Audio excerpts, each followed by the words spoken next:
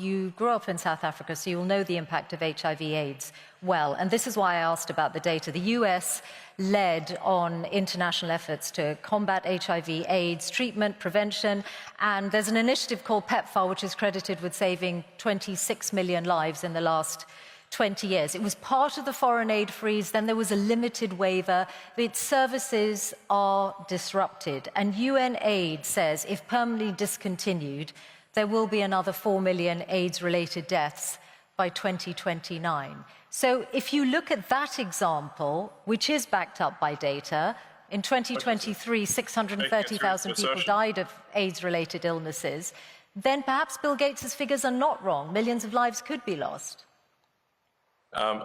First of all, the program, the AIDS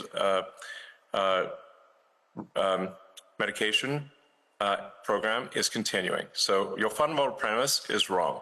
It is continuing. Now, do you have another example? Elon, not in its entirety. That it is false. Not in its entirety. There's a limited waiver, and UNAIDS have said that not all of the services that were previously funded by USAID are continuing. So that's why I put that example to you. Okay, well, which ones aren't being funded? I'll fix it right now.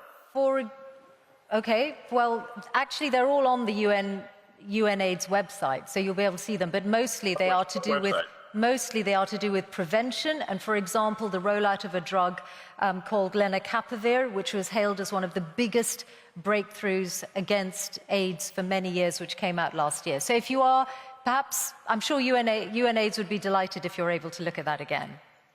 Yes, but well, if in fact this is true, which I doubt it is, then we'll fix it.